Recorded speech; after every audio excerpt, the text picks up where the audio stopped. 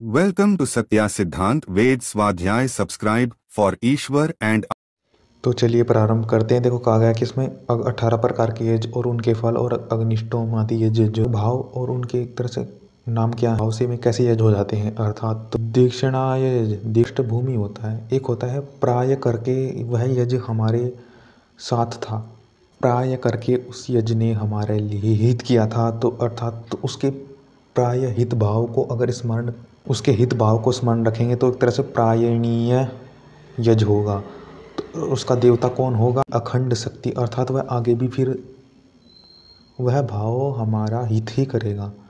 तो जहाँ पर हमने भाव ही बनाए रहेगा यज्ञ करने, उस यज्ञ के स्थान ने हमारा साथ दिया था। अर्थात जैसे कि यज्ञ में पदार्थ उत्पन्न करते हैं, यज्ञ में किसी भी स्थान पर हम जो पदार्थ अर्पण करते हैं यज्ञ के द्वारा, अर्थात वह पदार्थ फिर हमें उत्साह से फिर वही कर्म कराएंगे। हित करने के लिए अर्पण करते हुए पदार्थों के प्रति भाव होना, श्रेष्ठ भाव, हित भाव होना यह यज्ञ जो दीक्षिणा यज्ञ है, श्रद्धा ही देवी देवता है। अर्थात जैसे कि किसी की श्रेष्ठता याद होती है, तो वही तो कहा हमने कि प्रथम स्वप्रथम जो था वह था प्राय करके यज्ञ हितकारी होता है। द्वितीय है जो उससे प्रथम था, क्यों? क्योंकि श्रेष्ठ भावना थी, क्योंकि श्रद्धा उत्पन्न हुई, क्योंकि उसकी श्रेष्ठता हमें जात मिलती रही, उसकी श्रेष्ठता हमें निरंतर स्मरण होती रही। श्रेष्ठ मार्ग सफल मार्ग स्मरण होता है, सफलता का प्रतीक भाव है ये। तो सर्वप्रथम किसी भी पदार्थ में, क्रिया में अगर सफलता का भाव होगा तो उससे ही हम आगे बढ़ेंगे, उसी से फिर हमारे में एक तरह से उत्तमता का भाव आएगा, उससे फिर हम उसको ग्रहण कर पाएंगे भविष्य तक के लिए। आगे देखेंगे इसके अन्य भी रूप, भविष्य का रूप कर लेना, सोम रूप, स्वरूप, ऐसे इत्यादि में हम पूर्णतः हित को समझेंगे। किया तो वह जो सफल करने का भाव है, श्रेष्ठता का भाव है, वह आया श्रद्धा से, उसकी देवता है श्रद्धा। तो ये भाव हो गया श्रेष्ठ का भाव, उसका देवता है श्रद्धा, देवी देवता। तो इस प्रकार का भाव किया जो हो गया। दूसरा है प्रभु, जो हमने कहा था कि प्रायणीय, प्राय करके हितकारी यज्ञ है। सफल, पहले यज्ञ का सफल भाव होता है, फिर होता है हित करेगा, आनंद प्रतीत कराएगा। तीसरा भाव इत्यादि क्रय स्वीकार लिए, क्योंकि आनंद, जब कोई चीज वस्तु आनंद देती है तो उसको हम अधिकता से क्रय कर लेते हैं, विक्रय कर लेते हैं। अर्थात उसको जैसे कि लोन कह देते हैं, उसको अधिक ले लेते हैं, भविष्य तक उस मार्ग पर अडिग रहते हैं, भविष्य तक उस कर्म को छोड़ते नहीं, उस कर्म के साथ रहते हैं। तो कहते हैं कि प्राय के बाद आता है क्रय, मोल लेना स्वीकार करते हैं। तो उसका ऐश्वर्यवान है कि अब ये ऐश्वर्य मुझे अन्य को भी दिखाना है ना, तो उसका देवता ऐश्वर्य है क्रय लेने का, कि अब ये सुख का जो ये मार्ग है, अब इसको मैं त्यागूंगा नहीं, अब ये जो ये सफल हो रहा है ना, इसको त्यागूंगा नहीं मैं, इस उत्साह को त्यागूंगा नहीं मैं। अगर इसमें भविष्य में भी कुछ कमी हो सकती है, मुझे उसमें और अधिक सक्षम हो सकता हूँ, इसलिए मैंने पहले ही इसके लिए संकल्प ले लिया है, क्रय ले लिया। पहले इसको मैंने अपने अंदर समा लिया कि मैंने प्रतिज्ञा कर लिया कि मैं आगे भी इसको करूँगा, भविष्य के लिए भी मैंने क्रय ले लिया है। तो क्रय लिया तो ऐश्वर्यवान है। अब मैं इसमें कितना कर सकता हूँ, वही आतिथ्य इष्टि का भाव है, वही अब देखते हैं। क्रय लेना के बाद आतिथ्य इष्टि से यज्ञ करते हैं, तो विष्णु व्यापक देव देवता को मानते हैं, उसके सहयोग को और उसके सलोकता को, उसकी निकटता को हम को पाते हैं। यह होम अग्नि को स्वीकार करते हैं, तब सूर्य ही देवता, अर्थात मैं इसके साथ जिया हूँ और मैंने इन समाज के व्यक्तियों के साथ, अपने व्यक्तियों के साथ अन्न भी ग्रहण किया है, श्रेष्ठ भावनाओं के साथ मैंने अन्न भी ग्रहण किया है। और अगला है उपसद, पास बैठने वाले के देवता है अन्न व साधारण शक्ति, स्वधारण अर्थात मैंने धारण किया है। प्रवज्ञ अग्नि का देवता है सूर्य, जो प्रवज्ञ भाव से यज्ञ करता है उसका देवता सूर्य। और जो उपसद, पास बैठाने वाले देव की भाव से, कि समाज की श्रेष्ठ भावना मेरे पास बैठी है, अर्थात उसका देवता होता है अन्न व स्वधारण शक्ति, उसकी देवता होती है, शक्ति से देवता देवी देवता होती है। तो ये इसलिए तो है कि सर्वप्रथम इसमें कहा गया कि पास बैठने उपासना को स्वीकार करते हैं, तब स्वधा ही देवी देवता को पूजते हैं। उपसद कि ये समाज की जो श्रेष्ठ ऐसे व्यक्ति में समान व्यक्ति समान मेरे भ्राता ईश्वर की आज्ञा को मानने वाले, अर्थात मैं इनके साथ अन्न के भाव को ग्रहण किया है मेरे समान भाव से, कि इनकी छाई का, इनकी शक्ति का, इनके आनंद का भागीदार मैं भी हूँ। तरह से भागीदार है जो अन्न में, जैसे कि भोग देते हैं, भाग देते हैं, किसी को भागीदारी है, भोग से नहीं भाग से अन्न ग्रहण करते हैं था, कि मेरे जैसे व्यक्ति जो ये इस धर्म के मार्ग पर चल रहे हैं उसको भागीदारी, उनको पास बैठा हूँ मैं, उनको अपने मानूँ तो उनसे भागीदारी, उनकी अच्छाई को भी हम ग्रहण करते हैं, तो फिर उनसे हम श्रेष्ठ पथ मार्ग पर चलते हैं उन्नति के। तो भागीदारी से का जो उपसद है, भागीदारी का भाव है, उसके देवता हैं अन्न, स्वधा ये उसकी देवी देवता है। और फिर उससे अगला है औपस्वध्या, उपवसत, उपस्वत, अर्थात ग्राम संबंधी, अर्थात मैं इनके साथ रहा हूँ।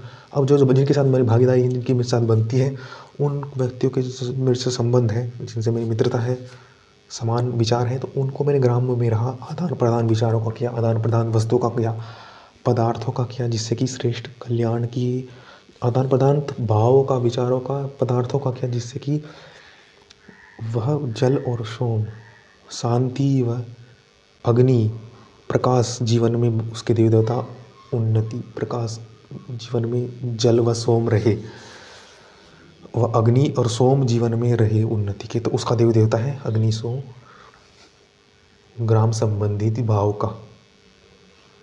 और फिर आते हैं प्रातर्यवाणम देवता।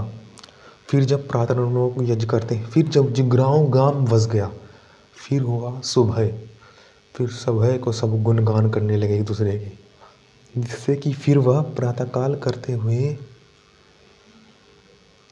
प्रातःकाल चलने वाले उषा के देवता को, अर्थात कि सहयोग को और सलोकता को, हमें समानता का भाव, अर्थात जब ग्राम भी बस गया तो फिर व्यक्ति जब संबंधी हुए तो प्रातः समानता का भाव उनमें आया, समानता से फिर उनके देवी देवता हुए प्रातःकाल के ही उषा से वह एक तरह से जब व्यक्ति में समानता होगी तो व्यक्ति विचारों के आदान प्रदान में भली भांति सक्षम होंगे। उनमें एक अग्नि रूपी जो रात्रि का संकल्प होगा, जिस संकल्प के साथ में जिएंगे, जिस उद्देश्य के साथ में जिएंगे। और फिर आगे है कि वसु उनके देवता हैं। आगे कहा गया कि फिर जब प्रातःकालीन यज्ञ को स्वीकार करते हैं तब वसुदेव देव को 8।